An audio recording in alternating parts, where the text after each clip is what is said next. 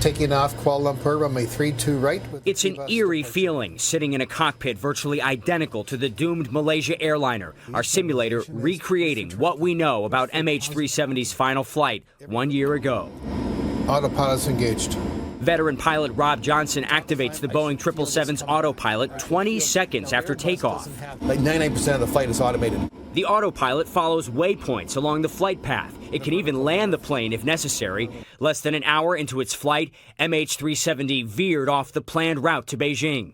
With the turn of a knob, our simulator makes the same sharp turn as the missing plane. Could the autopilot have made that turn on its own? No. Nobody knows why one or both pilots decided to change course or why the plane disappeared from civilian radar, the result of either a massive electrical problem or someone simply switching off communication systems. Other theories include a cockpit fire, overtaking the crew and leaving no time for a distress call, Russian hijackers faking satellite data, flying the plane north to Kazakhstan, the plane shot down heading for Diego Garcia, a U.S. military base in the Indian Ocean, even an elaborate murder-suicide plotted by one of the pilots. This is where the mystery starts, because what happened? Johnson suspects a mid-air emergency or a deliberate act in the cockpit, depressurizing the cabin at high altitude.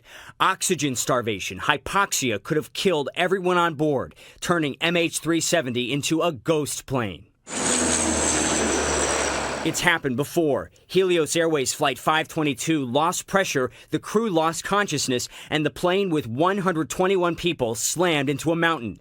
Golfer Payne Stewart's Learjet depressurized after takeoff. The plane flew without a pilot for 4 hours before crashing into a field.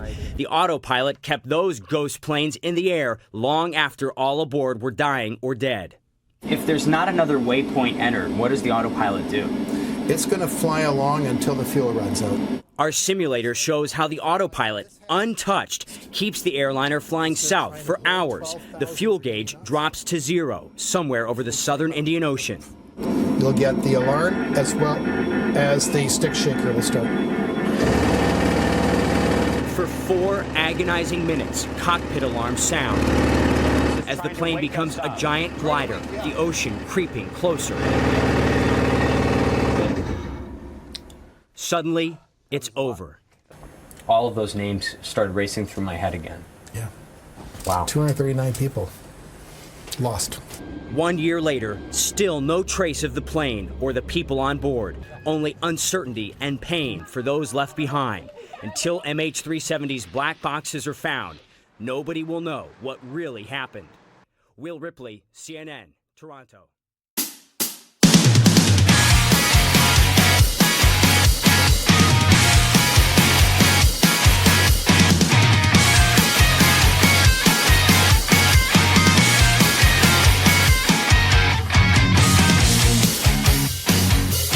And welcome back to Over Zima Butt Chugging Friends. This is the Brohio podcast where we are wildly offensive but mildly entertaining as always. I am the delicious Nickalicious here with the always spunky Rob Dog, a.k.a. Rob Diggity Dog, a.k.a. Slob on my knob like corn on the Rob, a.k.a.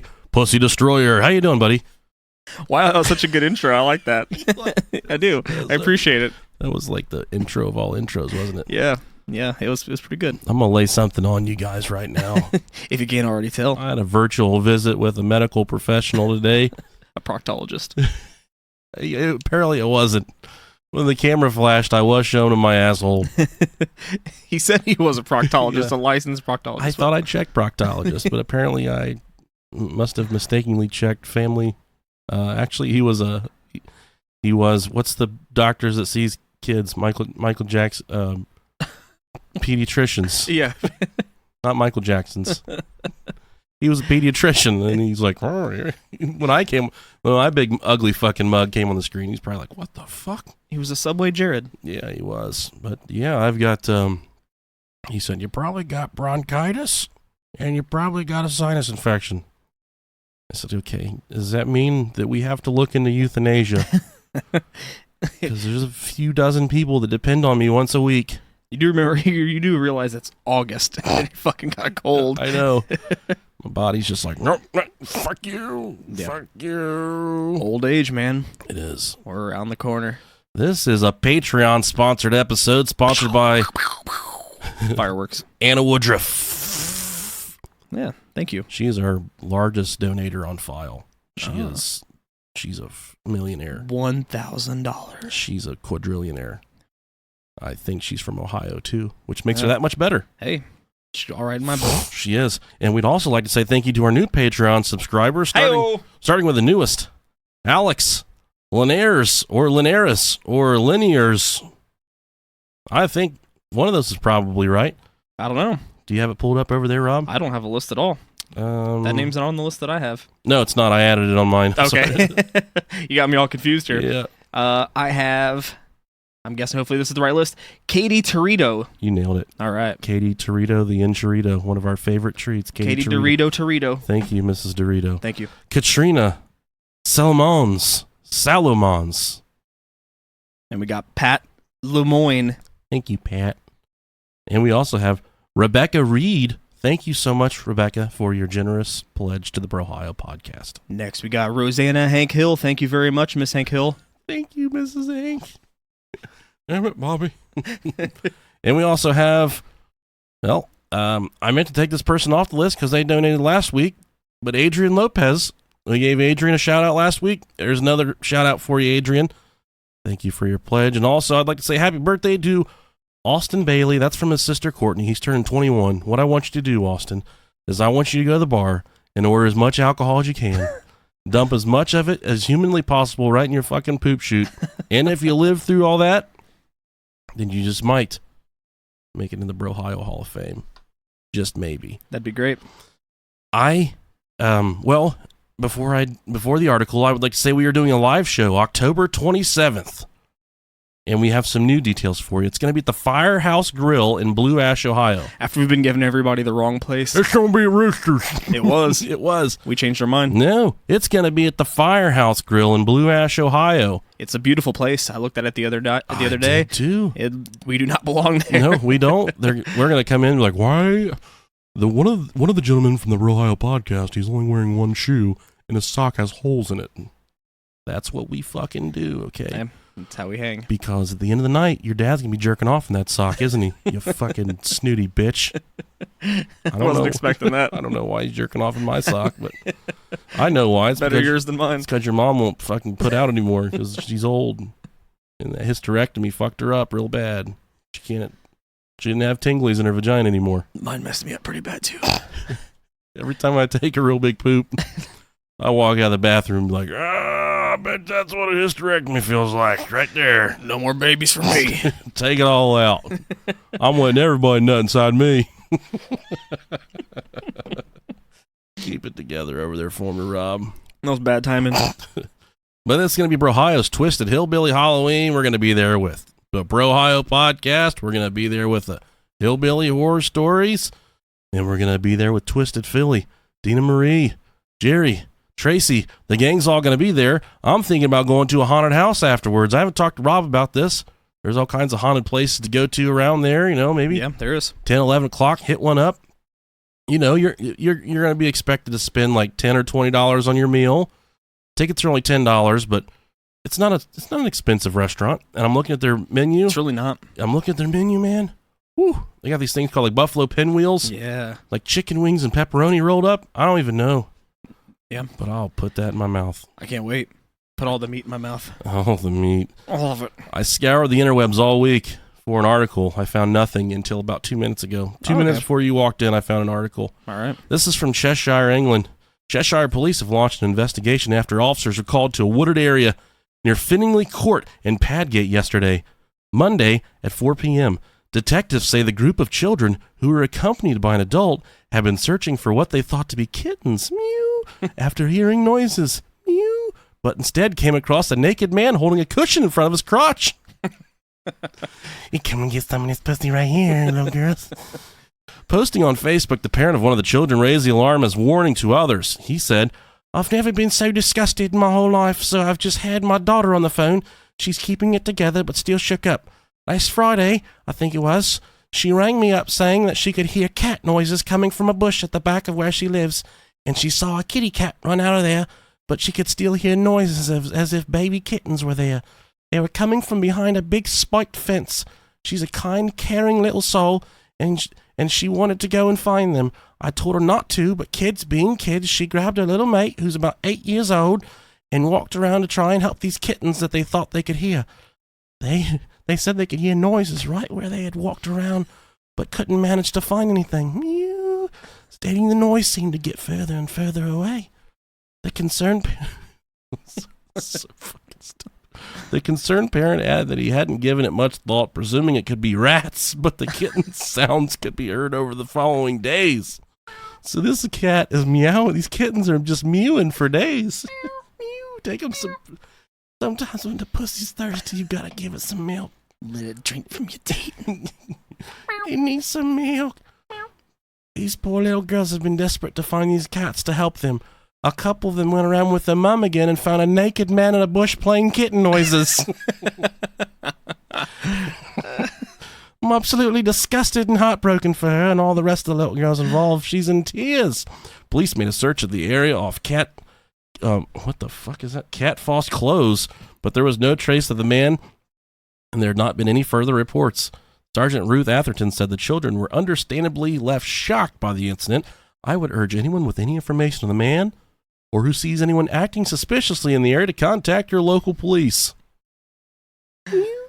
Oh, man. Just next time you're mowing the grass and you hear meow, I'm going. I mean, I'm leaving my feet to look for that. We thought there was kittens back there, but there was just a man holding a snake. It was a homeless man. He had a blue couch cushion. It looked like the couch cushion from Full House, and then he dropped the cushion, and all we could see was the hair around his penis. We couldn't see his penis, and he said, "I'm Nickalicious," and he took off running. He ran away, and he really had a kitten with him. He had a handful of kittens. It's just a kitten sock puppet on his dick. He was squeezing the kittens like bagpipes and making them mew. Poor little kittens. Bad little kitties. Just the worst little kitties you've ever seen. I wonder if they were shitty kitties. I hope so. Or that's how I prefer my kitties. Maybe they were Bob kitties. Now, before we get started here, I'm ready to tackle the subject at hand, which is Malaysian Flight 370. It is. And let me be the one to say, not many mainstream. I don't know if we're considered a mainstream podcast or not. I don't think so. Not many podcasts have covered this. We're in the dugout and we've never been asked to go on the field. Yeah. We're like that veteran that's been around for a long time. You know, he occasionally gets in the game. But here we are, ready to tackle MH370. Yeah. A mystery, a conspiracy. Where is it? What the fuck happened to it? Who's got it in their backyard? Who fucking knows? Nobody knows except for us. We have the answer. We're going to give it to you. We know it all. If you listen to the whole entire episode and give us 2 payments of $19.95, we will have the answer for you. But Rob said he has something for me. Yeah, I do. I've been up for days trying to score this interview, and it's been a real trying time for this individual. I'm not sure what's going to happen with him. He's a friend to the show, and I just want to take this time to introduce, after probably the hardest week of his life, Mr. Alex Jones. We have him on the show this week. I want to talk to Mr. Alex Jones. Turn the frickin' frogs gay. Okay, there he is. There's Mr. Alex Jones. I want to know what you think about your show being pretty much shunned and pretty much hidden and buried away. I've been in my basement taking all kinds of Incredibrain, all kinds of supplements there in my basement, and Alpha Brain, that is. Alpha Brain, triple dosages. I got this primal urge deep down inside of me just to reach out and grab the liberals, the mainstream that's trying to bring us down. They have no idea what we're trying to do here. We're trying to liberate the people. We're trying to lead America to freedom. We are freedom chasers. Would you say that the left is suppressing you and Hillary Clinton's fault? It's Hillary Clinton's fault that you're being shut out. Well, I shaved my nuts the other day, and I looked down the bottom of the bathtub, and the hair, it fell off my body in the shape of Hillary Clinton's face. And the only thing I could do was squat down and take a big shit. while singing the praises of our Lord and Savior Donald Trump. As I watched the shit hit the hair of Hillary Clinton. Her face was in the bottom of my bathtub. It took the shape of Hillary Clinton's face, my pubic hair. And I shit all over it with my alpha brain. I had a real messy shit. I had lots of celery and fiber. I was drinking water out of mud puddles in the backyard with my survival straws that you can get on Infowars.com, Prison Planet. You can check us out on Infowars.com because we're no longer available on Apple, iTunes, Google. Did you say Prison Pocket? I did say Prison Pocket, Rob. Okay, I thought so. Well, the only other thing I think of I'm going to ask you here, so we can get back into our subject real quick, is what are your plans for the future? What do you plan on doing to bring Infowars back to the front of entertainment? With all the chemicals and fluoride they've been putting in the water here, I think that they've obviously turned the frickin' frogs gay. So they have. I'm going to start a frog farm. I'm going to have the frogs all fuck each other until they die. And then I'm going to take the frogs to the local Chinese food market where they're going to use the frog legs. They're in the China buffets. But the first thing we need to get addressed here is the true suppression of the American people here. The First Amendment has been violated, in my opinion, and I feel like Facebook. I've been zooked, just like the listeners in the Ohio podcast, closed group Butt Chuggers Anonymous. Yes, I agree. The code word to get in is Bill Wilkins. We got to band together. Thank you very much, Mr. Alex Jones, after taking a crazy off-the-cuff interview with us. And got a big crazy shit right in my bathtub, right on top of Hillary Clinton's wrinkled face. Congratulations on that shit. Yeah. Send me pictures. Okay. All right, thank you very much. Wish you could have been here for that interview. Yeah, I stepped out to make a poopy, and then you interview Alex Jones without me. That's fantastic. I'm sorry. We'll get him again, I'm sure. Would have loved to. Just like every time Bill Wilkins shows up, I'm never around. It's weird how that works out. Kind of weird. Now, we are going to be covering the Malaysian Flight 370. It could still be flying around. To this day. Just they're fucking 4 years just flying around the skies, running around, flying around in fucking cloud dust and shit. No, I don't think it's still flying around. I do want to say also another thing. Thank you, huge thank you to Mrs. Alexander. Oh yeah, for the help in the research this week. Yeah, Stacey, my wife, she hammered out like 15 pages of research for us. She killed it. I said I need help with the research this week. She said, buy me a laptop. I'm like, okay. So I went to Best Buy and bought an open box, like just the most useless piece of technology I've ever touched in my entire life. Just a paperweight. Yeah, and she knocked it out. Hey. And thank you. Yes, she did a phenomenal job, and she's not getting let go. She's gonna keep her job. We're gonna keep her around. Hey. She interjected her opinion a little bit, so I'm fine with that. We'll throw her that bone. Yeah. But she may snap at me sometimes, but she does absolutely. She goes to the end of the earth for me, and I love that about her. She's wonderful. And I love her vagina. Very intimate with her vagina. All right. Now, she had 15 pages of minute-by-minute breakdown of the timeline, which I'm not going to do. I cut out a lot of it for you. Just the main points here as far as the flight going down.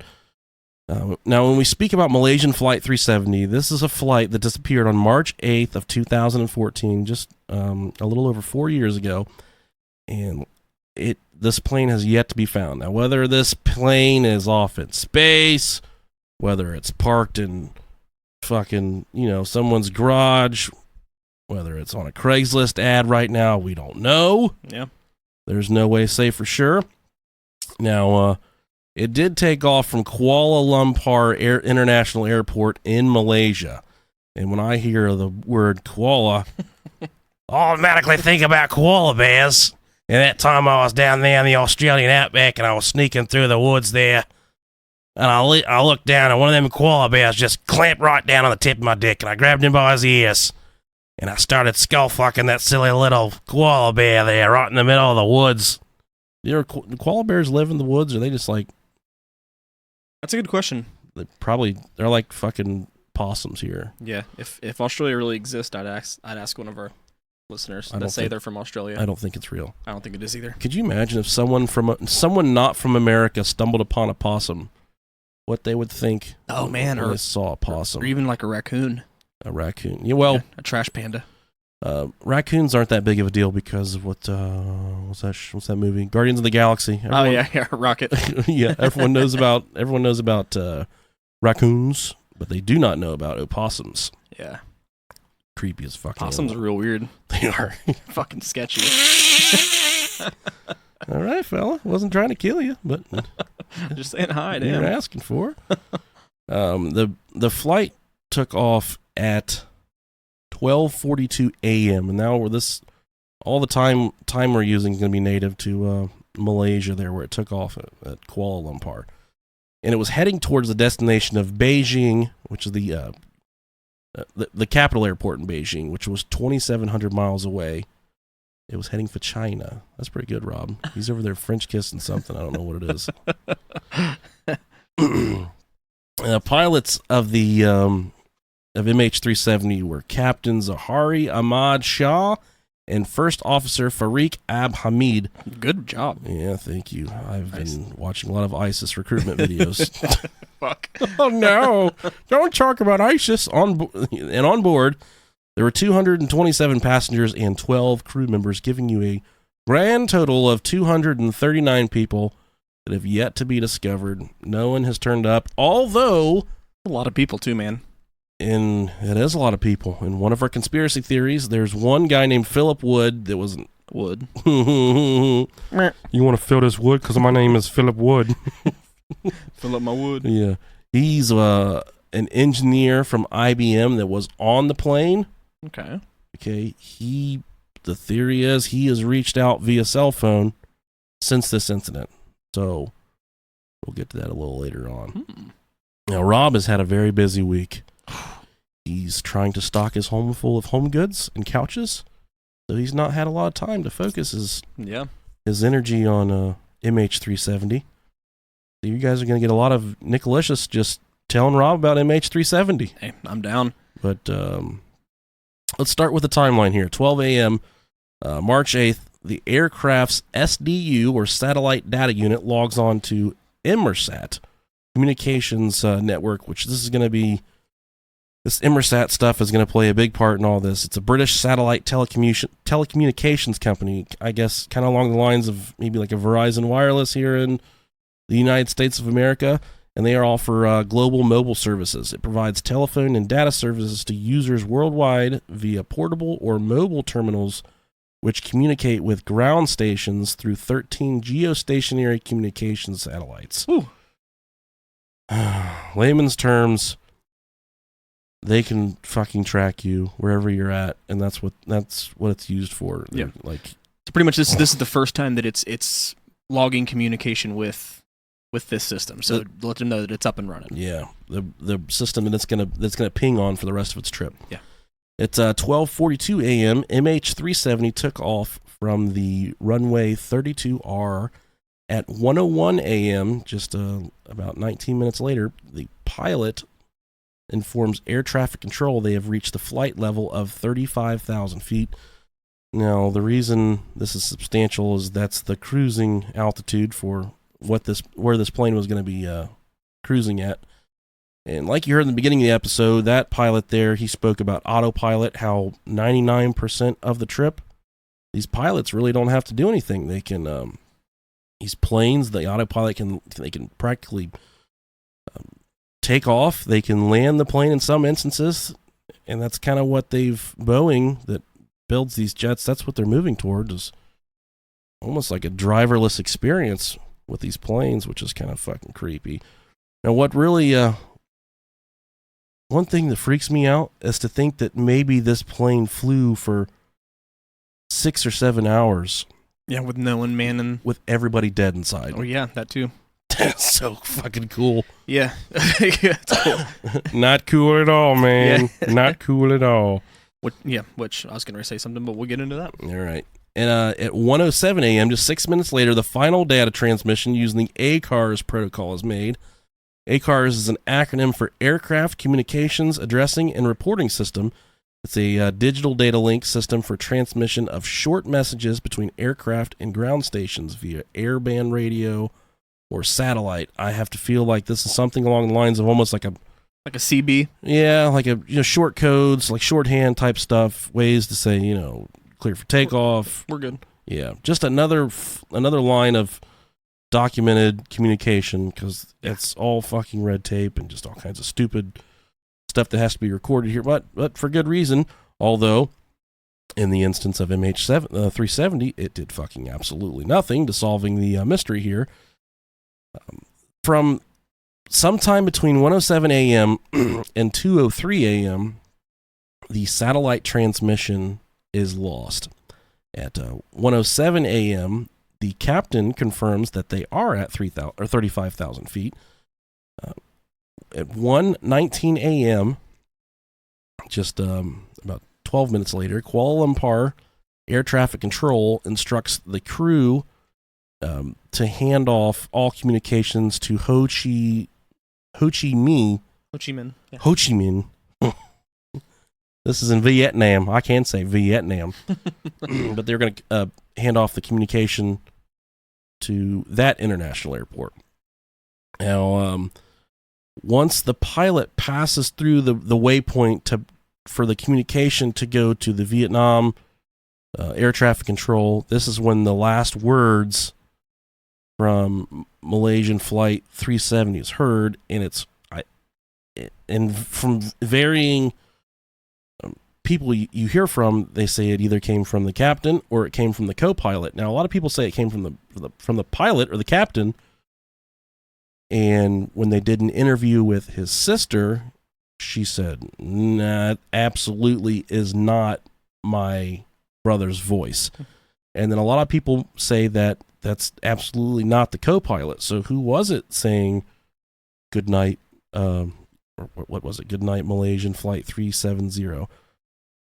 We will, not that it means anything, but we'll play that transmission for you real quick. Malaysian 370. Malaysian 370, contact Ho Chi Minh 120.9. Good night. Good night, Malaysian 370.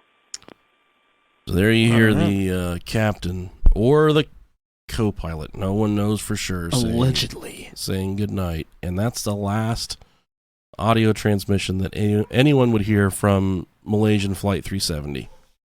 And when they stop hearing from these guys, that's when it starts getting fucking sticky, Rob. And I'm talking like triple jizz sticky, man. Not just a little bit sticky. A lot of people tune in to hear us. They make us dance like fucking circus, like clowns. Yeah. Dance, clown. They want us to make them laugh. And I don't know how we're going to make this topic very funny. We'll try. We're going to try our best. Yeah. Well, I'm sure we'll find some fucking shenanigans, but we usually do a pretty good job. There's always fuckery. Yeah, all kinds of fuckery. But at 1:21 a.m., about the time I reach down and smell my nuts every night, the flight symbol for MH370 disappears from the air traffic control radar, which indicates that the aircraft's transponder is no longer working, which has to be unless there's a major mechanical malfunction. Yeah, that has to be something that someone does themselves. Someone's got to reach down and flip that bean off. They gotta flip that bean. You gotta flip it off. The Malaysian military radar, the fucking powerhouse that they are, continues to track the flight, which almost immediately begins a turn that makes a very fucking hard turn to the left until it's traveling in a southwesterly direction. And to say that this plane completely turned around, I would be wrong. But to say that this plane almost completely did a fucking 180 to turn around and like, oh, fuck that, going home, that's pretty much what this plane did. Yeah. So, it's heading towards Beijing, and think of it like just taking a dick and breaking it in half. That's kind of the direction of travel this plane took. Just, started going forward and whoop, completely turned around.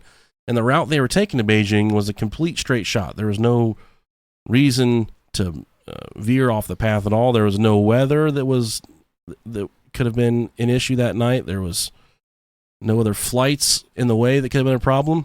But nonetheless, the flight completely fucking flipped around, and everyone fucking died and perished. And here I am laughing. Thank you for listening to the Ohio podcast. We'll catch you next week. Yeah. Now at 1:30 a.m., a voice contact is attempted by another aircraft, which they only hear mumbling and radio static coming from the cockpit because what goes down the cockpit is someone is getting the cock rammed down their pit is what I'm saying. So Hi-yo. we aren't able to confirm that the people flying the plane were homosexuals. We are able to confirm that Rob and I might be. Still working it out. Yeah. But these guys the pilot had a wife and a daughter or daughters. But I don't think they are engaging in homosexual activity. If they were, good for them. It probably felt good. I'm not a part of the Mile High Club. Hey. Because I get a fucking wretched cramp just trying to get up and take a shit on a plane, let alone try and have sex with some big stinky man, some big stinky swamp donkey or whatever. Have sex with myself. I've only been on a plane once, and I got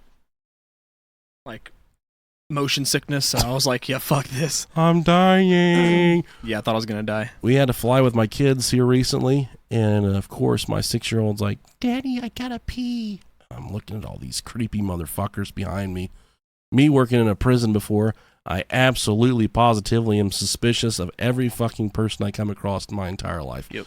Someone's like, hey, is it okay if I help you with it? Get the fuck away from me. That's how I feel about everything. I don't trust anyone. Yeah. They could say, I just want to, is it okay if I shine your rims real quick at the intersection? No, get the fuck away from my rims. Because I see that you're going to try and take my fucking rims. These aren't nice rims. They're motherfucking stock Toyota rims. But I ain't trying to have them stolen right off the side of my fucking car. Hell no. Hell no, bro. Hell no. God damn. But I had to take her to the bathroom. Them fucking bathrooms ain't no joke, man. You can't even, I'm not a grotesquely fat, but I can't even. They're small. They're really small. Can't even get up in that goddamn thing, dude. Right. I've never shit standing up. I think I have shit standing up before, but not on purpose. You had to hover. Yeah. Yeah. It's fucking miserable. Yeah, but can enjoy it. Right. Now at 2:03 a.m., Kuala Lumpur Air Traffic Control, which is where they originally came from, they contact the Vietnam Air Traffic Control and relays the information from Malaysian airline operation centers that MH370 is in Cambodian airspace. So this goddamn thing is way off the path of where it should be. 2:15 a.m., Kuala Lumpur Air Traffic Control queries Malaysia Airlines, which replies that they are still able to exchange signals with MH370, which is still in Cambodian airspace. So at that point, MH370 is still up in the air. Still cruising around Cambodia? Yeah, still receiving transmissions, but just not responding. At 2:22 a.m., just 7 minutes later, the last primary radar contact is made by Malaysian military, which was made about 230 miles from Penang. Now, what's substantial about Penang is that's the hometown of the pilot. Yeah, the pilot. That's where he was from. Yeah. At 2:25 a.m., 3 minutes later, a log-on request is sent by the aircraft on its satellite communications network to the Inmarsat satellite communications network. The link is reestablishing after being lost for 22 to 68 minutes. They really nailed that motherfucker. That's a fucking crazy timeline. This communication is often referred to as a handshake after disappearing off the radar. So all of the things that he turned off or whomever turned off in the cockpit, there's an antenna or a transponder on the top of the cockpit, and I get so much satisfaction out of saying cockpit. So I'm going to say cockpit a lot during this episode. On top of the cockpit cabin, where this thing is constantly, it does an automated hour handshake with a satellite on the button every hour that says, hey, we're still alive and kicking. We're still moving. At 3:41 a.m., over an hour and 15 minutes later, an hourly automated handshake between the aircraft and Inmarsat satellite communications network occurs, which is the same handoff or handshake that occurred an hour prior. Now, these handshakes, the mathematicians were able to whittle it down because these handshakes that were coming through weren't precise about the locations of where the plane was at. So they would have to do all these mathematical calculations to see where at in the world the plane was at, what altitude it was cruising at, so that these handshakes weren't very in detail at all. So, but they were able to break these down. And this is essentially what they've used to triangulate where the plane wrecked altogether was by these handshakes. And these kept occurring on the hour every hour. So this plane flew for nearly 7 hours, I think, 7 or 8 hours with no communication with air traffic control and with only the handshakes with the I guess we call it backup transponder on top of the cockpit. So who the fuck knows where this goddamn thing went, where it's at, where it's going, what it's doing. Finally, at 3:45 a.m., 3 hours after the plane left, Malaysian Airlines said it issued a code red alert that the plane was missing from radar. The airline said code red is when it declares that a crisis requires immediate deployment of emergency response plans. It said it took about an hour to issue the alert because it was trying to locate the plane and confirm that it was missing. Excuse me. Oh, God. Yeah, sorry. And this is to verify it used various measures, including sending messages to the plane and awaiting a response. So these fucking brainiacs here, they let this thing fly around for nearly 3 hours with no contact with air traffic control at all. Completely off the grid for the most part. Not completely off the grid, but 99% off the grid before declaring a crisis, a code red alert. I wonder what they would consider classified as a crisis then. I don't have very good... Other than like a complete crash. Exactly. And at this point, you have to assume the worst if you haven't heard from the plane for over 3 hours. Yeah. And everything I read, this is not normal for... I mean, there's minute by minute by minute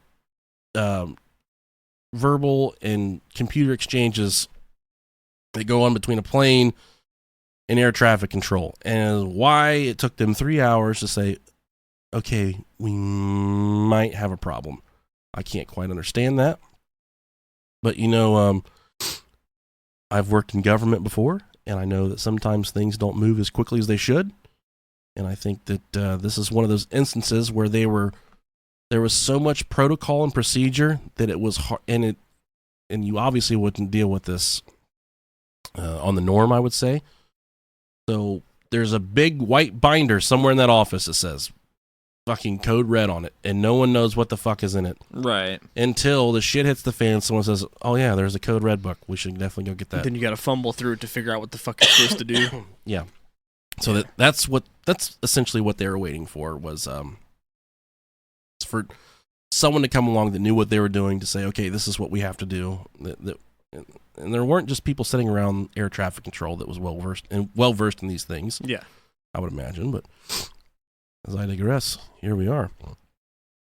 At 4:41 a.m., this is another hourly handshake between the aircraft and Inmarsat satellite communications network. So at this point, the plane's still going. At 5:41, an hour later, it's still going then as well. So here we are 5 hours after it took off. At 6:30 a.m., MH370 misses its arrival at Beijing Capital International Airport. At 6:32 a.m., 2 minutes later, Kuala Lumpur Aeronautical Rescue Coordination Center is activated. So at this point, they decided that, okay, this is a crisis. We might have a down plane. We might have a plane that's completely turned around and has no idea where it's going in the world. So it's, I guess, an aeronautical rescue coordination is what you would call in this instance. I don't know how you rescue people out of the air. And while I was going through the videos on YouTube, because the research for MH370 is infinite. We could have spent months researching this and come to no true end game here. There's nothing. You can't quite put your finger on what happened here. I think I have a pretty good idea what happened here.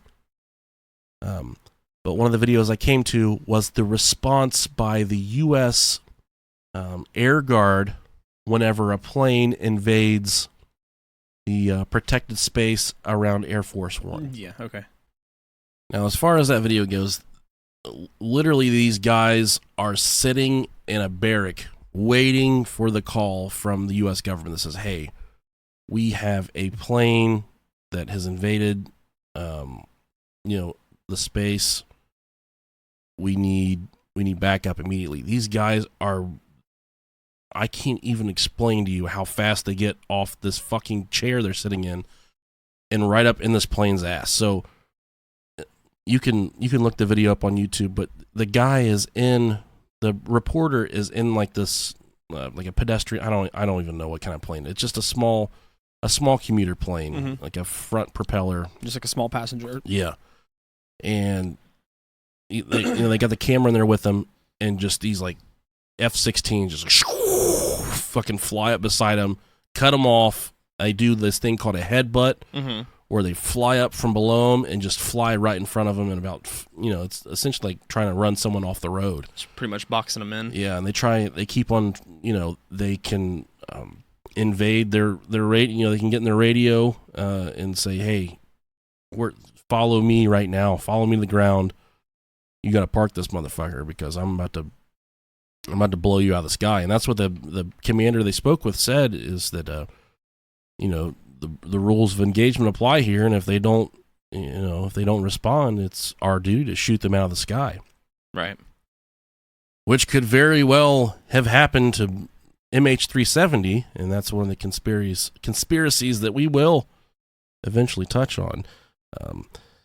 Now, at 6:41 a.m. was the another hourly handshake between the aircraft and Inmarsat. So at 6:41, the plane is still 15 minutes past its landing time. It's still just flying around. No one knows where it's at, but it's just floating through there.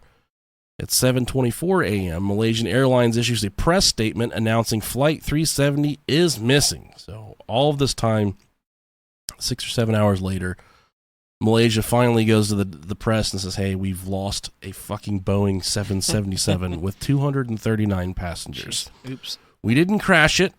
We don't know if anyone's dead yet, but we lost it. So I have lost the remote control before. I've left it in the refrigerator in a stupor. Okay. Been there. But the best part about having 3 kids is you don't have remote controls anymore. You just use fucking mind control and telekinesis to change the channel on your television, because kids will take the batteries out of your remote and pour Kool-Aid in it.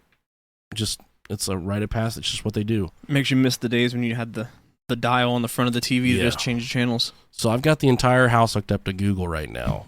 So I can say, okay, Google, turn it to MTV, TRL with Carson Daly. And it doesn't turn it to TRL with Carson Daly, because that's not a thing anymore, unfortunately. Hi-oh. But that's what we do here at the Alexander House. At 8:11 a.m., this was the last successful handshake that was made with Inmarsat Satellite Communications Network. So almost 8 hours after the plane took off, and 2 hours after its scheduled arrival time. Now at 8:19 a.m., just 8 minutes later, the aircraft sends a log-on request to the satellite. Now the investigators believe that this follows a power failure between the time engine stopping due to fuel exhaustion and the emergency power generator starting. And just 12 seconds later, following a response from the ground station, the aircraft replies with a log-on acknowledgement message from the aircraft. At 9:15 a.m., the aircraft does not respond to the hourly automated handshake. So the investigators do believe that approximately 8:19, this is when the plane physically hit the water, or if that's even what happened to this plane, that was the moment I guess the plane, the engines, the computer system on the plane made its last ditch effort for life. That was the second that everything went into failure mode, and it notified the satellite that, hey, this is we're trying to make another handshake here. And the reason for me that sticks out is because it doesn't stick to its hourly round there. Mm-hmm. So that does lead me to believe that something was awry, something was possibly wrong. And it's hard to say what actually happened here. Now, there's a lot of different conspiracies. I do have a date timeline here that follows date by date, kind of what they've discovered since then. I'm not going to cover all of it. It's really long, just like the minute by minute, but allegedly, they have discovered pieces of the wreckage since then. So they think, okay? It's hard. Now, if you find a piece of a Boeing 777 floating in the middle of the fucking ocean, I promise you that piece of the plane you found can only belong to one Boeing 777 in the entire world. Because it's the thing about MH370 is the 777 plane that is missing is the only 777 Boeing that's missing in the entire world. So if you find a fucking, in this case, they found 2 flaperons, which are I could be saying that incorrectly, but it's what goes on the back of the plane wing to slow the plane down. It's the part of the plane that flips down to slow the plane down. They've found, I think, if I'm correct, they've found both of those so far. Thousands upon thousands of miles away from where they think the wreck occurred, but now they've worked with Australian scientists, because I think Australia, along with France, along with Malaysia, have kind of spearheaded this investigation. That's just because of where the wreckage has been. There was wreckage found, I guess it's Reunion. Yeah, Reunion. French island. Yeah, they found some stuff there. They believe the wreck occurred about 2,000 miles off the coast of Australia. There's been pieces of the plane found in Madagascar. I'm sorry. Madagascar, that's how we say it. Madagascar. They found parts of it there as well. Now, who's to say that these are actually pieces of the plane? It could be part of a larger cover-up, which is what Rob and I are going to cover right now. And with our first conspiracy theory here is obviously what you were all thinking, because we're from America, and this is what people do in America, is they fucking hijack planes. Yeah. I'm going to let Rob tell you about that and rest my voice for a second. Get your little break going on there. Step on the beer. So going into hijacking, this is the first thing, like Nick said, we're going to go into. Says the possibility of a simple hijacking has been brought up by various news outlets. This includes ABC News and the LA Times. So speculation has mounted about the possibility that hijackers took the plane to a remote island. Now, there has been no one that's actually claimed responsibility for this, and as we know about hijacking for the most part, if something's hijacked, there's usually a group of people or a country that's going to take credit for it right away. Not only as far as hijacking, but terrorist attacks in general. Yeah. And I don't necessarily see this as a terrorist attack, essentially, because the plane turned around and it went into the Indian Ocean. Yeah. And just flew around. I mean, right. Yeah. If they're going to do a terrorist attack, I believe that they're going to try to cause more damage. They could have directed that back towards the airport it came from. Yeah. It was heading towards China, which is a fucking metropolis, Yeah, exactly. Now, however, unofficial researchers have identified more than 600 possible runways at which the plane was capable of landing. So there's been no confirmation have been received from Malaysian officials. The credibility of several hijacking theories have become further marginalized following the discovery of the first definitive fragments of the MH370 wreckage in July 2015. And that's the thing is, a lot of people, when we think of hijacking, the planes that hit 9/11 were hijacked. In the instance of this, when they say hijacking, they think someone stole the fucking plane, like took it and said, this, like Grand Theft Auto, ripped somebody out of the steering wheel and said, this is mine now. And they took it somewhere and landed it, and now this Boeing 777 is in someone's fucking garage, just sitting there, Or in fact, they could have actually not been prepared to fly it correctly and ended up crashing it. Yeah, like a fucking bunch of dumb fucks. Yeah, so you never know. Bin Laden could have hooked him up with some flying lessons for sure. Right. So from there we go to cyber hijacking. You want to take that one? Cyberjacking. I love that's the only kind of jacking I'm good at. Cyberjacking. Now this is just the overall theory that with the new technology that the planes are using these days, you can take control of an airplane via computer, I guess, essentially hijacking it using a computer system. And that's the thought process here. Electronic hijacking uses systems and programming already factory installed within the Boeing 777 flight management system. Now, Boeing has the possibility to take over these planes. So if whatever, say, Malaysian Airlines calls Boeing and says, we have a plane that is fucking gone, we can't find it, we can't establish where it's at, there is a shotgun chance that Boeing can use their systems to intercept the computer systems on the plane and take control of the plane and essentially take the controls away from the pilots and guide the plane to wherever it needs to go.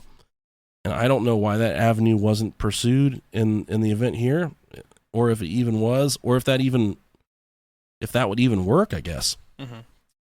This is different from hacking or a cyber attack in that it requires access to the Boeing 777's security system through access purposefully programmed into the software.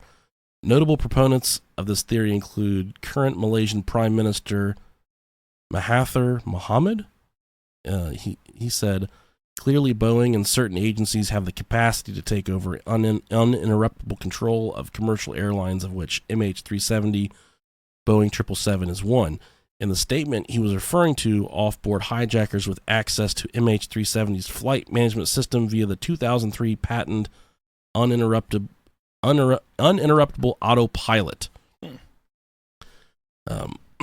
That just seems like a little too much for me. Mm-hmm. The cyber hijacking. I think there was probably I do think there was some element of hijacking involved here, and I'll touch on that later. Okay. And now you have the aspect of possible faked satellite data. Technology writer Jeff Weiss developed a theory that the aircraft's controls were taken over by hijackers from the electronics and equipment bay, accessible through a hatch in the first-class cabin floor. And when they went back and they reviewed all of the passengers on this plane, there were 2 passengers from foreign countries that were flying using stolen passports. They dug into the backgrounds of these guys, and they found out that these 2 gentlemen were essentially just trying to seek asylum from the countries they were living in. They had no terroristic backgrounds. There were nothing that led them to believe that these guys would have committed an act like this at all. So pretty much everyone on board was accounted for as far as their background and what kind of things they were into. They would later scrutinize lead investigators to conclude the plane was headed south when, according to Weiss's theory, it actually flew north and possibly landed at Baikonur Cosmodrome in Kazakhstan. That runs along the lines of possible Russian involvement. Now, Russia's not completely, I should say, foreign to the fact that they around this time, they shot a passenger plane out of the air, and it happened near Ukraine, and we're going to touch on that later. But next is the possibility that it was a terrorist attack. Ooh, juicy. Shortly after the aircraft disappeared, some news agencies reported that it may have been an act of terrorism, possibly a jihad attack. Between I gotta get that in there. Between March 9th through the 14th in 2004, media mogul Rupert Murdoch tweeted that Flight 370's disappearance confirms jihadists turning to make a trouble for China. There are no goats. There are no kittens in this bush, but I do have some goats. You like goats on your wiener. Wiener, yes.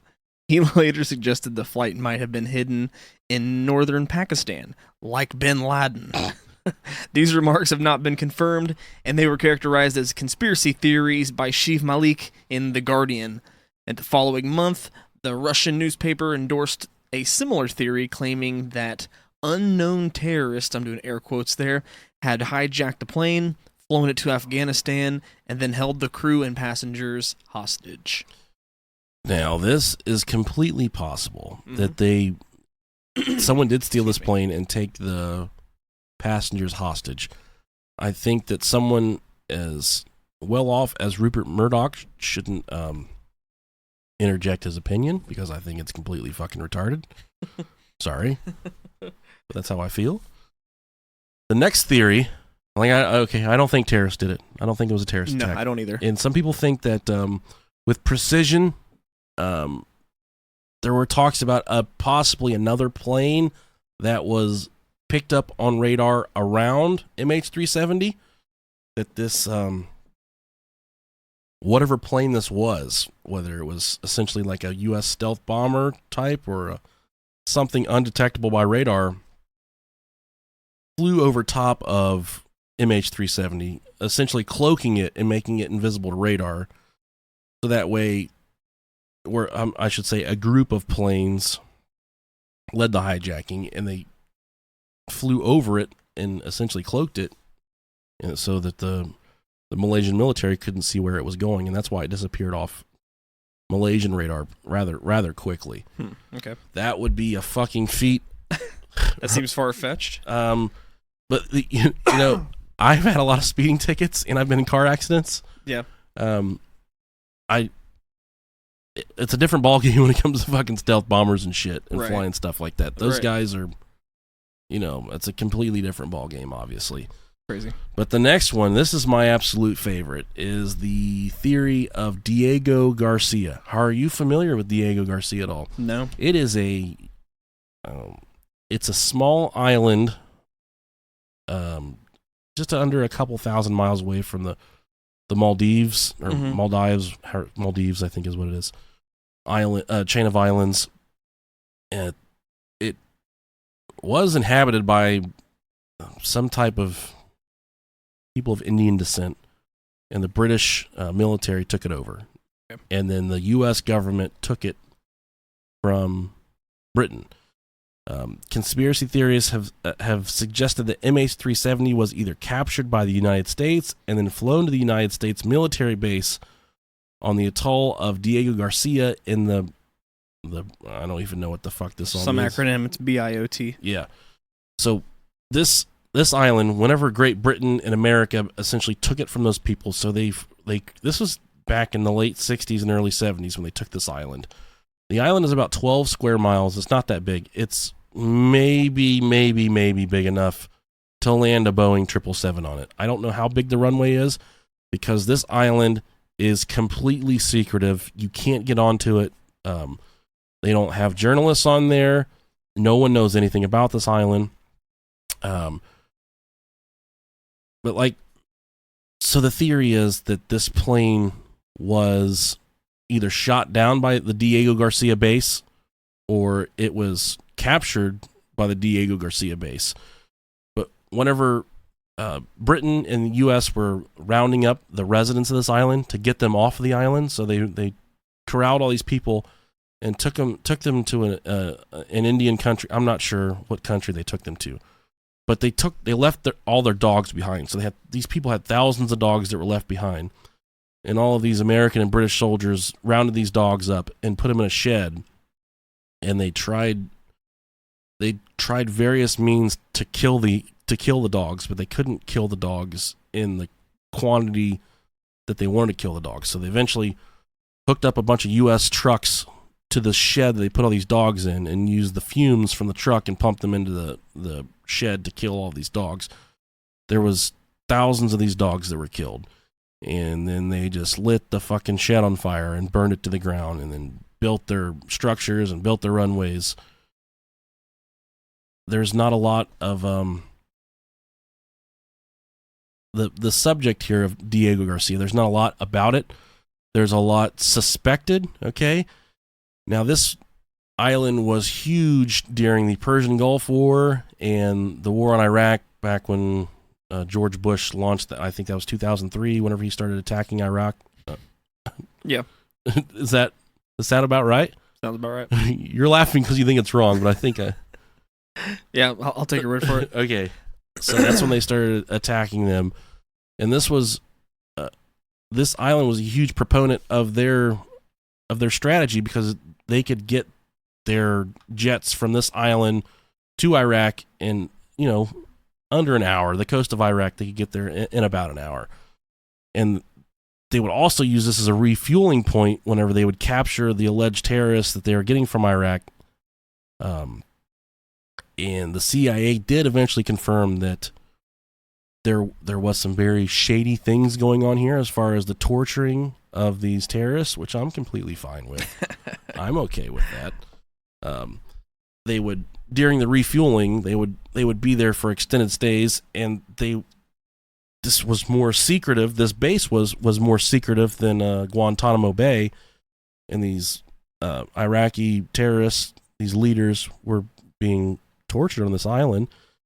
And the thought was that, oh my God, those beers just fell. The thought was that whenever this plane flew off its path, it got too close to Diego Garcia, and they can activate within seconds there. And they sent out jets immediately because they saw an imminent threat, and they shot down the plane. Now, not far away from the Diego Garcia Air Force Base is the Maldives island, like I said before. Mm-hmm. There were eyewitness accounts from the island that day, at that time, fishermen saw right around 6 or 7 a.m., which is not far away from the time they alleged that the plane wrecked.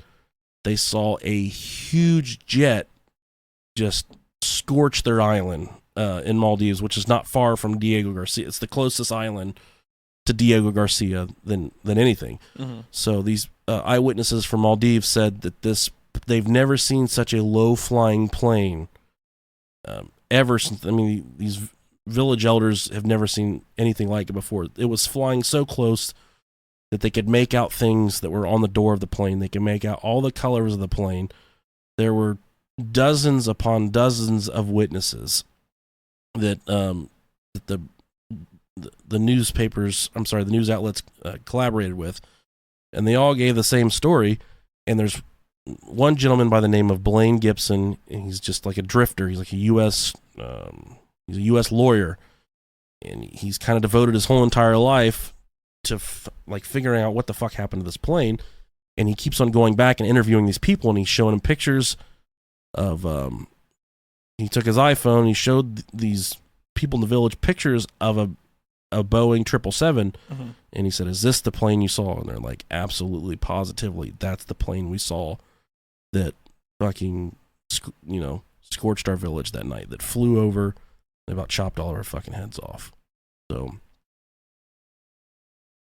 it wouldn't be out of the realm of America to cover up something like this, I don't think.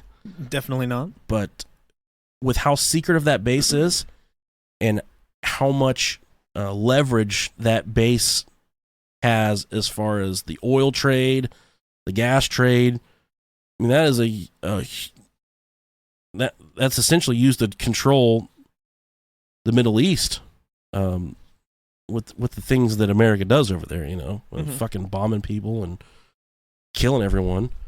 So that's what the Diego Garcia Air Force Base has. I know that was a fucking long, drawn-out mindfuck right there, but... Uh-oh. Rob just spilled a little beer. Sucked it off the desk. Don't let a single drop go to waste. Oh, God. Now, like we said, the thought by many journalists is that it was shot down.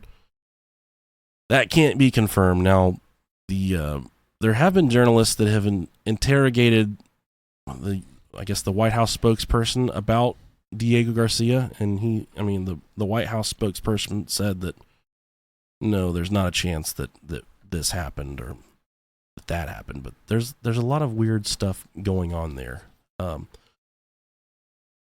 I don't want to I'll let you touch on the next one. Next one? The phantom cell phone hypothesis, which goes along with Diego Garcia, the story I have. Sure. Now, some have speculated that the passengers are actually still alive but cannot answer their cell phones. Sometimes is known How as... miserable would that be? Sometimes this is known as the phantom cell phone theory. So this was based off of early reports that family members of Flight 370 passengers heard ringing, as opposed to, your busy or off signal tone that you'd get. They'd get that tone they'd get a normal tone while calling passengers' phones, though this was after the plane had disappeared. This, however, has been challenged by Jeff Kagan, a wireless analyst, who in an email to NBC News explained that the network may still produce ringbacks, in quotes, as it searches for a connection, even if the cell phone has been destroyed. I don't think, whenever you fucking call someone and their phone's off, the bitch goes to voicemail. I've never called someone and the fucking thing rings whenever the phone's turned off. No. Now, to double back here, there was a gentleman by the name of Philip Wood that was on MH370. He was an engineer for IBM, an American-based company. Yeah. He, just within the past couple years here, one outlet someone received a text from Philip's phone, okay? Now, this is a little bit hearsay, a little bit truth. I'm not 100% here as far as my references go. They received a picture of complete darkness from Philip, and he said in the text message that he was being held captive on a U.S. Air Force base, and that he hid his iPhone 5 in his ass. And that's literally the words he said. He hid his phone in his ass, and that he was kept under constant blindfold. And the way the U.S. government treats prisoners of war, terrorists, when they blindfold someone, they put a fucking sack over their head and they lock it. It's not like the blindfold you wear when you're about to get your brains fucked out by, your lady. Yeah. It's a knapsack that goes over your head, and then it's padlocked on the back of your neck. So this picture is complete darkness that came through. And whenever you send a picture, there's like an information file that goes along with it. You can click and see the properties of the picture. Right. Well, they checked the properties of the picture, and they triangulated, they broke it all down, and it all goes back to not squarely right in the middle of Diego Garcia. I mean, it's only a 12 square mile island, but on the outside, like still on the outer rim of the island. So that was the complete mindfuck for everyone. They're like, okay, they got a picture from this guy, and he says, "I'm Philip Wood from IBM. I'm being held captive by the U.S. government. We're not allowed to speak. We're not allowed to do anything. They're killing some of us, but I have smuggled a phone that was in my ass, and I'm sending this picture out as my grasp at freedom." But the details of the picture puts him on that base, and you can't just fucking go to this base and show up and be like, "Hey guys, I'm here toward the base." Not how that works. You have to be a service member, and the vibe I get from my reading is that no service member wants to go there. They fucking hate it. That's like a death sentence to go there.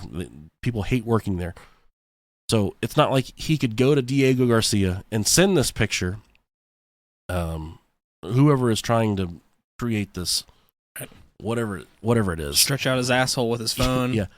Now I've told the story before in prison. I saw a guy fit an entire BlackBerry in his ass. Mm-hmm. So to say that a guy couldn't fit an iPhone 5 in his ass, you're dead wrong. Because there's someone out there. There's a lot of prison pockets out there that could fit an entire fucking... Got that sloppy, floppy butthole. Oh, yeah. Faux show. So I think that's a really fucking crazy story. That is really crazy. There's a lot more that can be read into there if you guys would like. We're just trying to hit you with all the conspiracy theories here. Next is the crew suicide / hijacking. So the thought here is that the pilot and the co-pilot, they hashed out some type of mass murder suicide that they were gonna do. So yeah, I think this is the one that I read about. Okay. Now, this was the first flight on a 777 for the co-pilot, or I think it might have been his first flight alone, is what I read.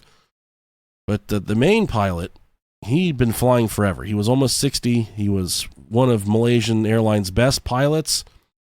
But the day before this, his wife and his daughter or daughters left him. Yeah.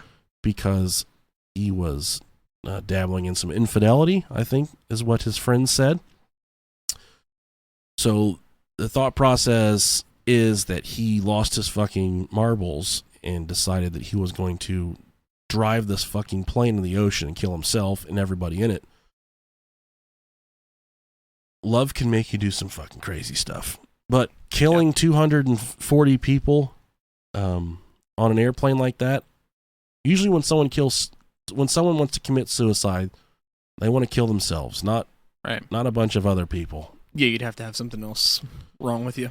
Yes, and he had a very, very well-documented past of not having anything wrong with him at all, because there's a lot of checks and balances that these pilots do go through as far as physicals and mental exams and whatnot, and he checked out on all that stuff.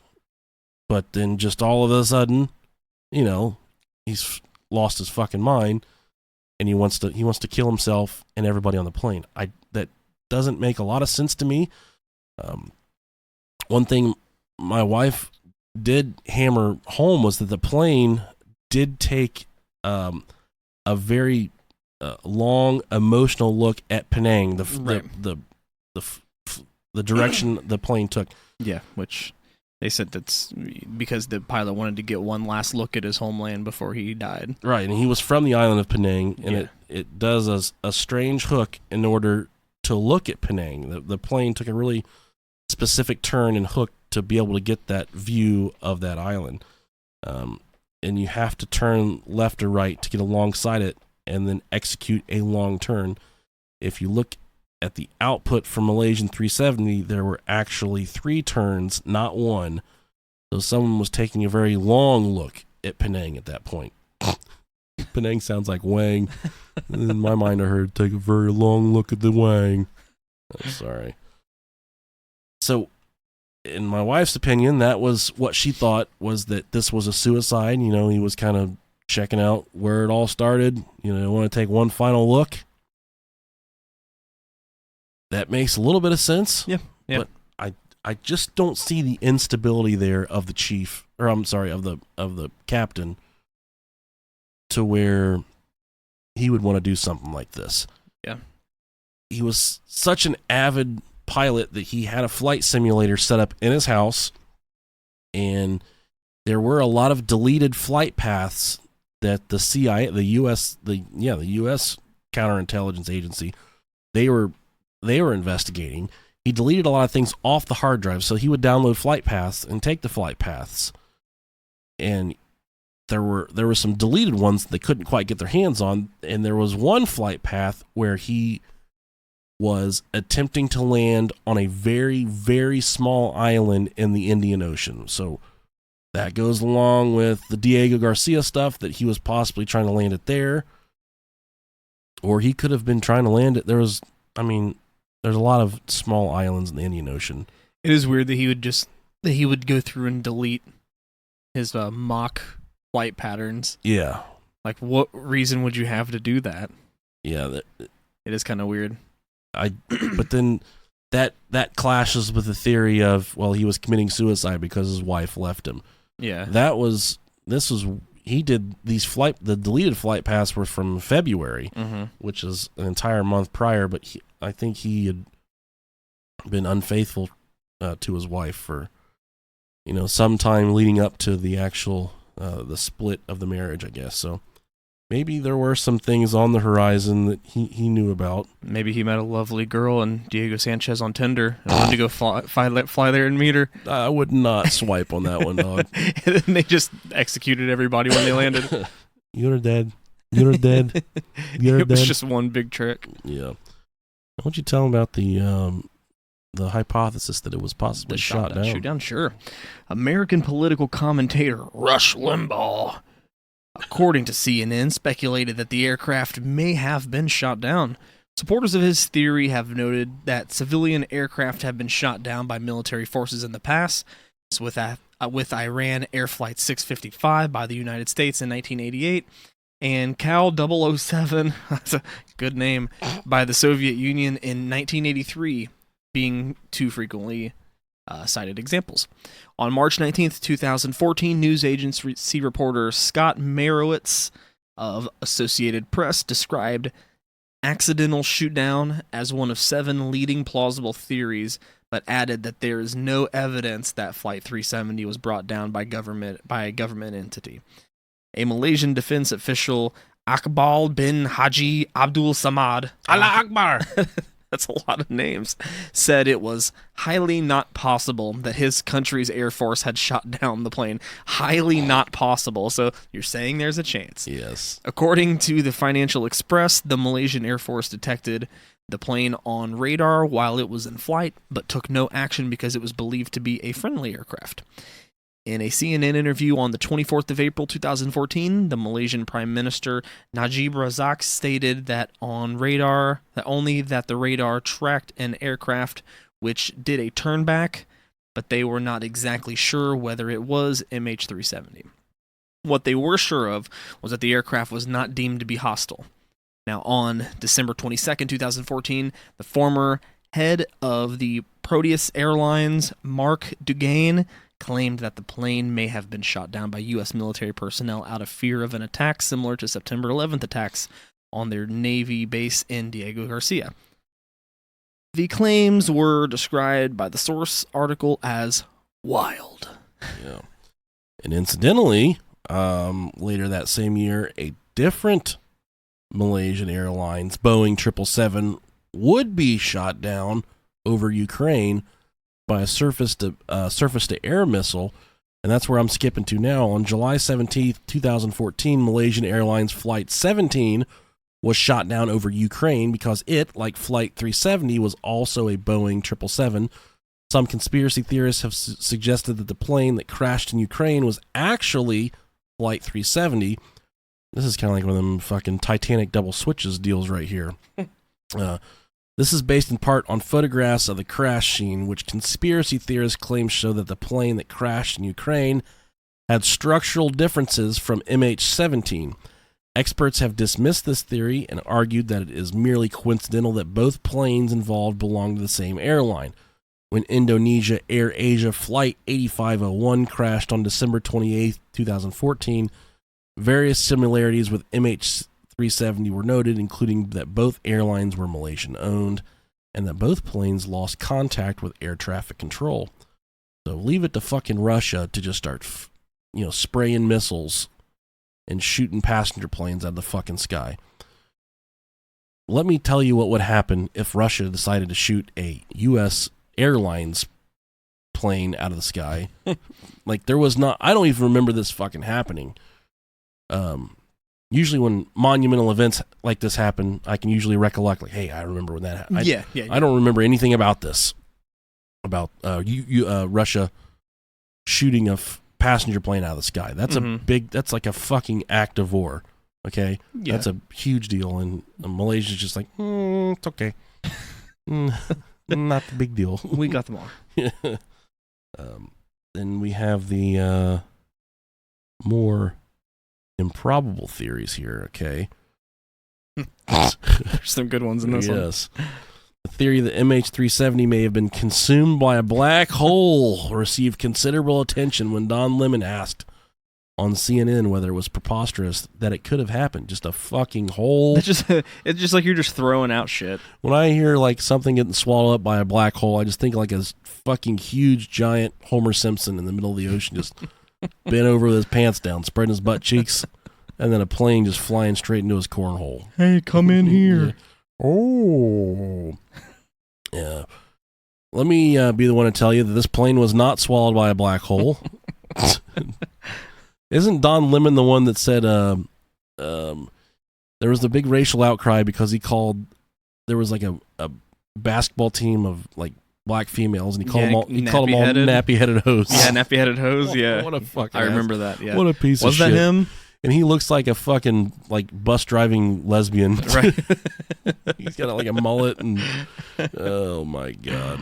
That's funny. Lemon was criticized for this by Jon Stewart and by former U.S. Department of Transportation Inspector General Mary Schiavo. They both said that a small black hole would suck in an entire universe. We know it's not that. It wasn't. It just like, oh, I'm just taking this plane. That's it. Just wants the plane. Yeah. Fuck your planet. I just like this plane in particular. Yeah, fuck your planet.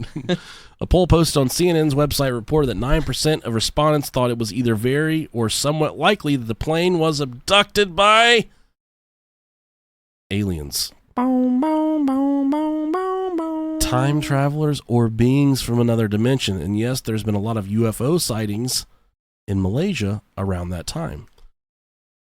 That is not... We can only hope. So the thing is, at the Brohio podcast, is we keep a very open mind to these types of things. Yeah. I would love if that was it. That'd be pretty cool. I'm very much pro-life, I'm pro-choice, and I'm pro-aliens. Pro-alien rights.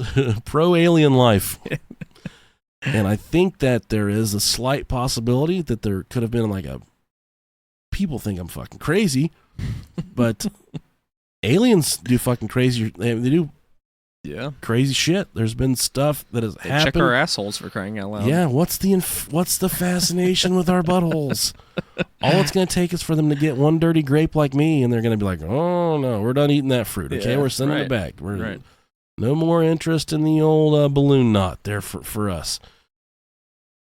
I don't think it's preposterous to think that if there are indeed aliens, which I think there are, I think I've said this a million times.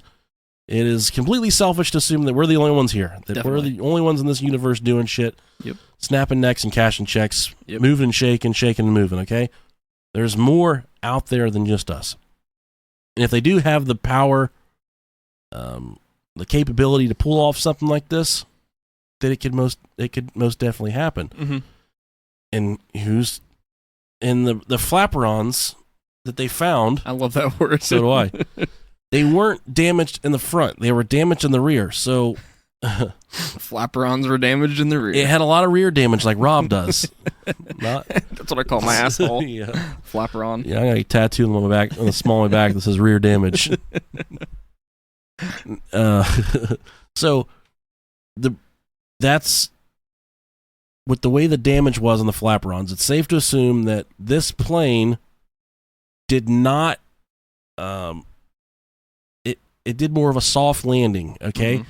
It did a controlled landing, if anything. It didn't fucking hit the goddamn water at 600 miles per hour like some people think it did. It would completely obliterate something like that. Yeah, definitely. These flaperons had damage in the back, like the plane was trying to do a slow descent or a soft landing, or that some shit got knocked off this plane when it was getting fucking sucked up to Mars.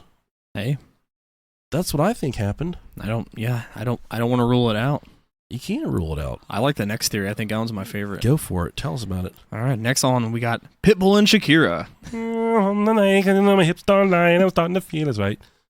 So, as an example of an internet theory which they imply their readers should not take seriously, The Independent and Huffington Post have reported the suggestion that Pitbull and Shakira's song, released in 2012, Get It Started, displays prior knowledge of Flight 370's disappearance. Who the fuck is Pitbull? Mr. 305. Okay, I still don't know what you're talking about. Mr. Worldwide. Okay. All his songs sound exactly the same. It's horrible. So the lines cited most often by advocates of this conspiracy theory are, "Now it's off to Malaysia," and 2 passports, 3 cities, 2 countries, 1 day. It's so graceful. The lyrics, "No Ali, no Frazier, but for now off to Malaysia." Man, people think we were trying to fucking crash this plane, and really we were just couldn't find any words to fucking rhyme, man. That's so good. And these were linked to Mr. Ali, who was referred to by the press as one of the Iranian passengers, even though Malaysian authorities have confirmed that the 19-year-old passenger is actually called Puria Hamadi. Yeah. In the song, Ali actually refers to the boxing legend Muhammad Ali, who beat another boxing legend, Joe Frazier, in the Thrilla in Manila on the 1st of Here we October. are, ladies and gentlemen, at Madison Square Gardens with a heavyweight champion of the world. Go ahead, Rob. All right. Where are we at? I lost my spot here. Proponents of this theory. Yep. Proponents of this theory have linked the two passports to the stolen Austrian and Italian passports used by two passengers to board the plane. The reliable sources for this story dismiss the lyrics as mere coincidence and indicate that to take it seriously would be a terrible idea. The supporters of the theory being described as conspiracy theorists and YouTube Illuminati. What the fuck does that even mean? That's whenever I fill out resumes, Yeah. I always put YouTube Illuminati because For your occupation? people got to know that's how the fuck I get down. Yeah. The all-seeing eye, man. Yeah. I don't think Pitbull or Shakira sunk this fucking plane. Yeah. The night in the map, don't lie. Starting to feel it's right. I don't like Shakira at all. I like looking at her. I like Avril Lavigne and Chad Kruger from Nickelback. Kruger. Freddy Krueger. Yeah. Now, as far as any more, I guess there's the more plausible theories that there was a fire on board. Okay. I don't think it was a fire because they wouldn't have flew around for 7 hours unless the fire fucked up everything in the cockpit so badly that this fucking thing just veered off the flight path. There's the theory that there was some type of disaster created in the plane itself where everyone lost oxygen. It's a big stinky shit. Yeah, This small bathroom. fat bastard back there Yeah, just bathroom door broke. ripping a big old fucking fat stinky. Clogged up the toilet and Yeah. just overflowed, gassed everybody. Jesus, he said, first things first, where's your shit at? And he just went up there and blew it to smithereens. There's a lot of different things that could have happened to this plane, right? So Yeah, here's what Nickalicious thinks happened to this plane. So in the Wild West, you had the great train heists. Am I correct? Mm-hmm. People would try and knock off these trains because they would have valuable things on board. This plane was toting thousands upon thousands of pounds of lithium ion batteries. That we are certain of. Okay. First of all, that much fucking lithium ion should not be in a goddamn plane up in the air, because when that shit gets hot, it is a fucking catalyst for a fire. I mean, it just immediately, you're doomed with the slightest spark for something like that. What else were they possibly carrying on that plane? We don't know. There could be some type of a deep intelligence thing involved here, where there was a group of people that knew something that was on that plane that was of high value, whether it was cash, gold, silver, bullion, whatever the fuck is, Metallica albums, whatever is popular in Malaysia right now. I don't know, Rob. I do not know. I'm not sure either. So you think about the great train heists in the middle in the Wild West. This could be the great plane heist where this group of people attempted to essentially do like was it DB Cooper, the one that got $200,000 and fucking dipped out? Yeah. Kind of along those lines, where someone tried to knock off this plane and tried to land this plane in a secret location. Jerry Garcia. Yes. Yeah. And take Jerry Garcia. Isn't that a fucking Ben and Jerry's flavor? Cherry Garcia. Okay. Yeah. I fucking hate the Grateful Dead so much. So much. So I think that there was some type of a robbery element here where this train they were trying to land it in a secret location and take the cargo, or take what they wanted from the cargo.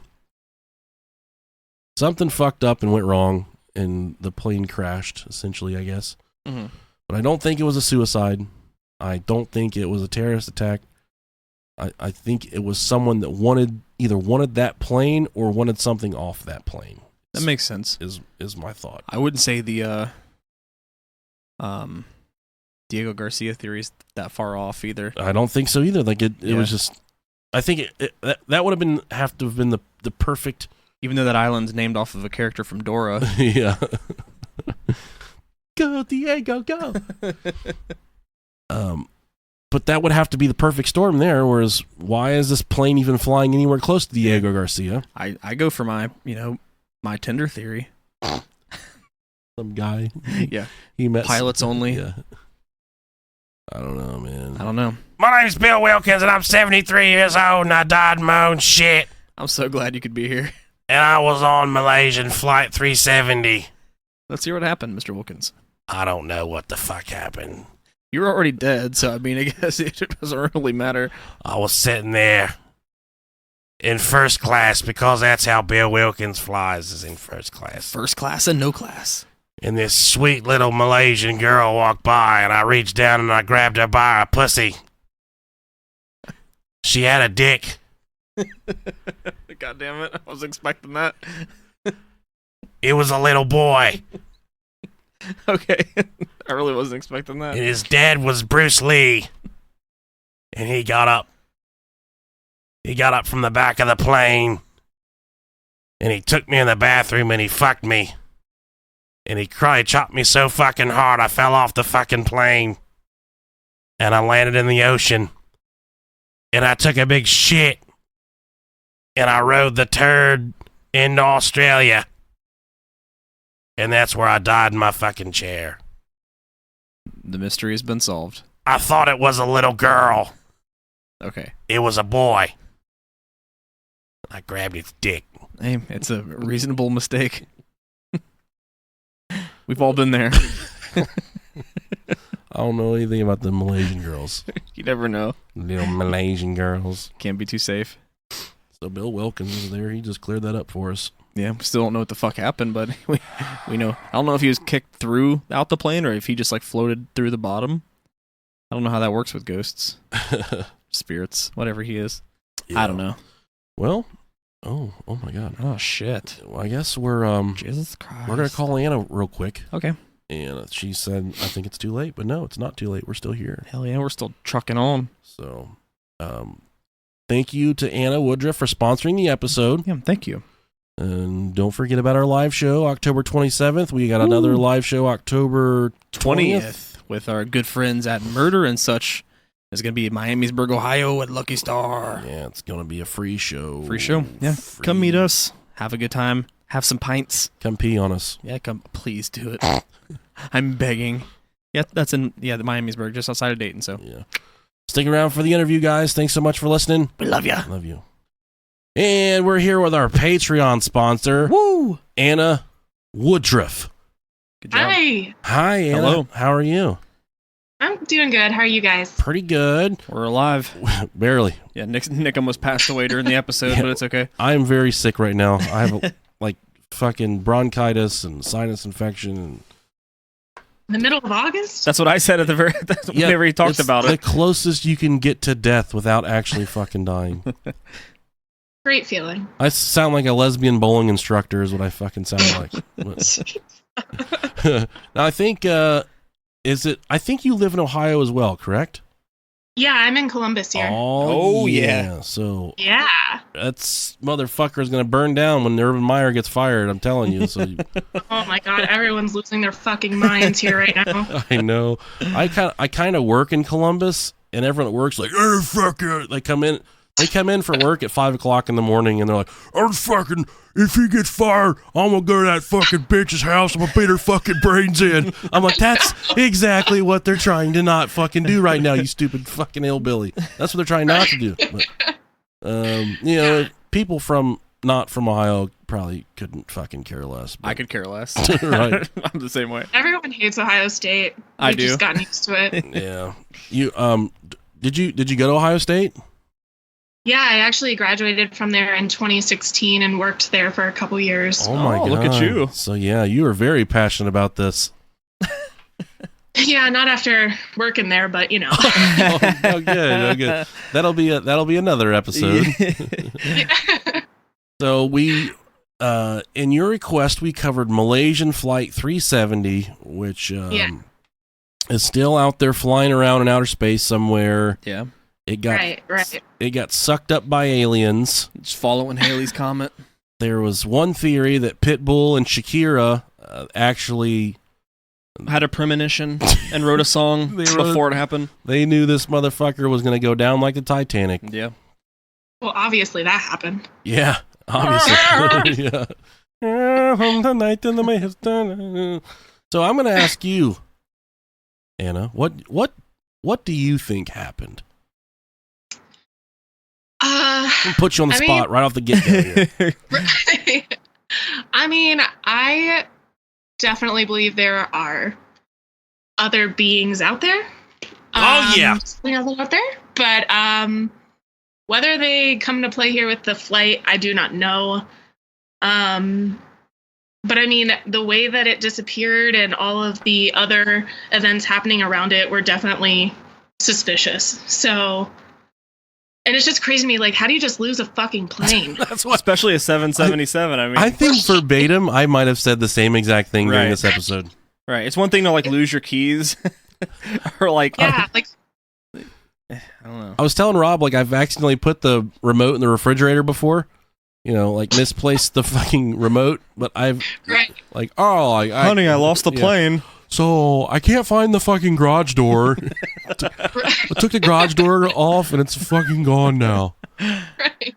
Let alone a plane the size of like 50 fucking cars, you know. Right. Well, I always like that stand-up bit by Kathleen Madigan. I don't know if you guys know her, but no. She always talks about, like, I always thought people on the ground knew where the fuck we were going, but they just send you up in the air and then don't check in. It's true. Oh my God. So my theory was that I think I'm exceptionally entertained by the fact that aliens pulled this shit off, because aliens are OG motherfuckers, and this is the kind of stuff they do. They don't answer anybody. Yeah. Right. But I think there was some type of precious cargo, something on there that was very, very expensive that cost a lot of money. Now, we did read in our research that there was there was thousands upon thousands of pounds of lithium-ion batteries, which would kind of be the catalyst for a huge fire.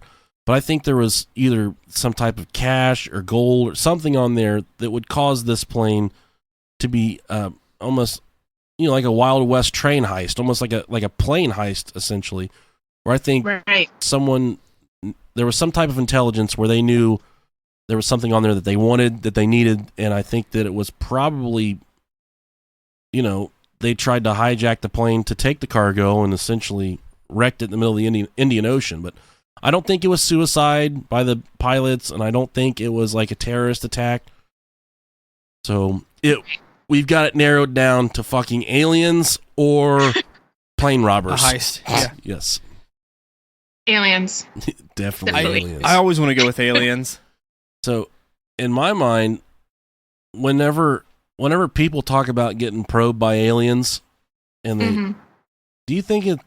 I mean, I've never had like a whole lot in my ass before, so I'm just wondering. Thanks. Just Rob's fist, right? Just not Rob's fist. He's very, very gentle. Yeah, my hands stay clean. He's got little girl hands. Yeah. Oh, gotcha. Whenever my wife and I go to Hustler Hollywood and they have like their big rubber fists, they also have like the hand that has like it's like a pointed, it's like an open grip. It's not quite a fist. It's like you're going in for a very small handshake. I'm like, that's probably the one I would start with, is that one. Like it's like your thumb and your pinky are under the other three fingers. It's like you're making a shadow duck. Yeah, shadow duck. You're making a shadow duck. You go up to the guy, the cat, like, I would like to buy one of your rubber fists. I want the shadow duck model, because I think that rubber fist would probably rip my asshole in two. The one, the fucking Black Panther freedom fighter fist. I can't fucking do that goddamn thing. I feel like the other one would be easier for training your ass. Yeah. Slowly at first. Yeah, I need the training wheels ass fister. There, I can go second digit now. Second knuckle deep. Go up one right away. So you think you would probably just start with the full fist, Anna? Oh, sure. No. Oh, no. Why not? She's like, yeah, I'll live like wildly. ripping off a Band-Aid. Yeah, exactly. Nothing a little bit of spit won't fix. Once you get through that initial ring of fire, you're good. Oh, no, I don't know. Oh, God. You heard her. She's hurt, Rob. Oh, man. Just be careful. I had some Kung Pao chicken. Oh God, Yeah. spicy. Oh man, but this was an information overload on this topic. I think that we could have probably researched this for months and probably not covered everything because there's just so many different elements to it, and there's breaking news on this fucking thing every single day. Right. So we did the best we could with it. I think we are going to circle back around on you. We're going to do another topic for you. Start thinking about it. Whatever. Okay. Give us something to preferably something that I don't have to give my children to an orphanage to research. Like this one. My wife did most of the research for this one. She loved it. I mean, there was a lot of information, but we it's just so hard to cover everything because there's so much stuff going on. And like you said before, you sent us some stuff. There's so many different theories. Yeah, that's the big thing. Like, everybody believes something different happened, so it's one of those things. Right. Like me and Rob think that Rubber Fist took this fucking plane down. Who knows? There was a rubber fist got stuck in the turbine there and fucking took it down. Could be. It could be. So, in the realm of, are you like a big conspiracy theorist, or you just like to listen to the shenanigans? I like to listen mostly, but then, sometimes you just get in your head and I'm like, am I really crazy? Yeah. What does this make sense? In your opinion, as far as like conspiracy theories go, what's the biggest crock of shit for you? Well, obviously, flat Earth. Such bullshit. Obviously. I work with a guy that is fucking head over heels, like completely believes that we are floating on a goddamn frisbee through wherever.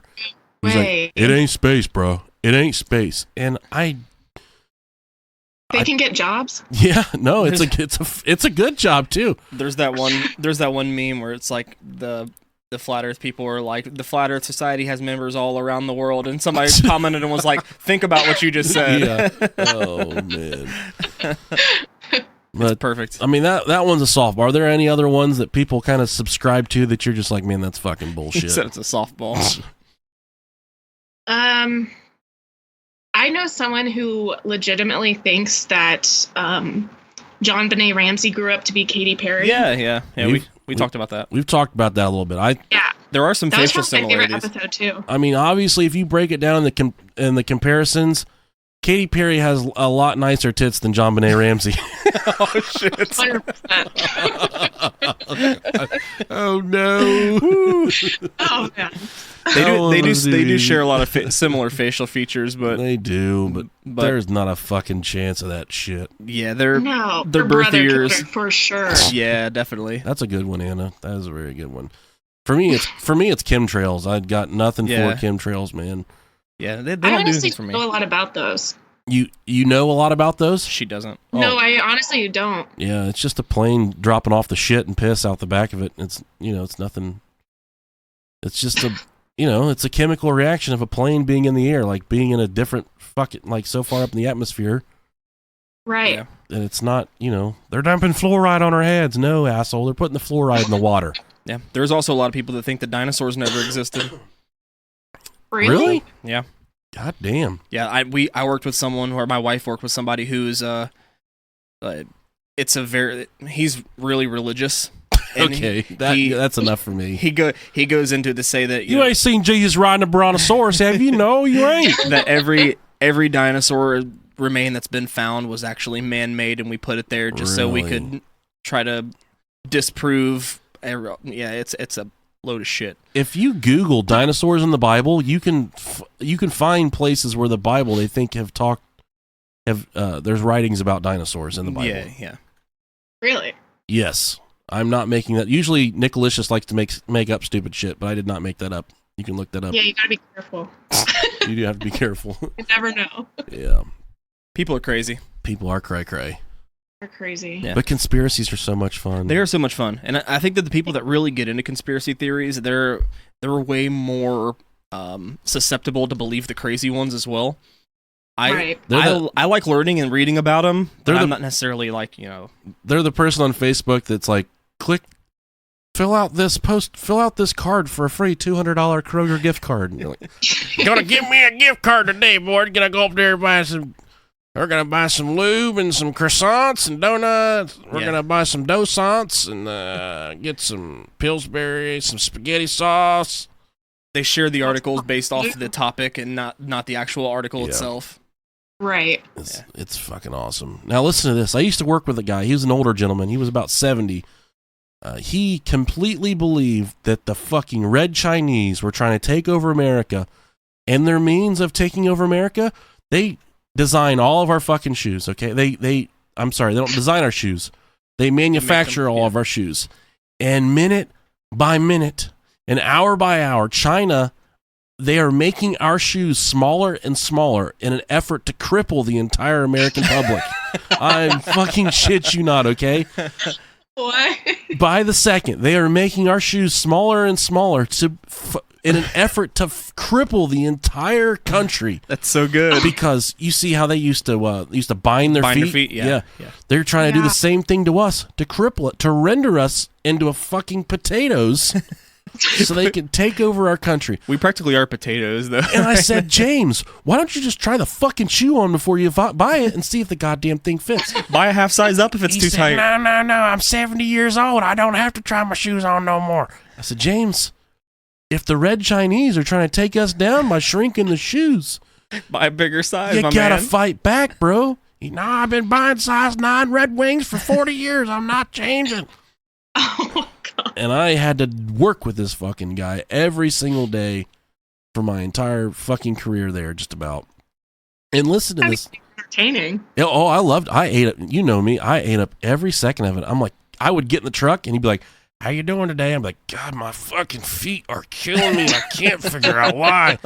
I told you did not want to listen to me. I think I'm going to have to go get me some new Reeboks on break today there, James. These work boots are killing my feet. So that's where we are. I'm sorry we had to bug you so late. No, I'm happy I got to talk to you guys. This is how we roll, you know? So yeah. This is like my Friday night, so. Oh, is it really? Yeah, I'm like in the food industry, so. Okay. This is my weekend. What do you work for a tasty restaurant, or do you work for like a Dairy Queen or something? Somewhere in between. Okay. So like an O'Charlie's. No, I'm the kitchen manager for a meal prep business in Columbus. Okay. Cool. Meal, like for people like trying to like be skinny and stuff? Yeah. Oh yeah, you lost me.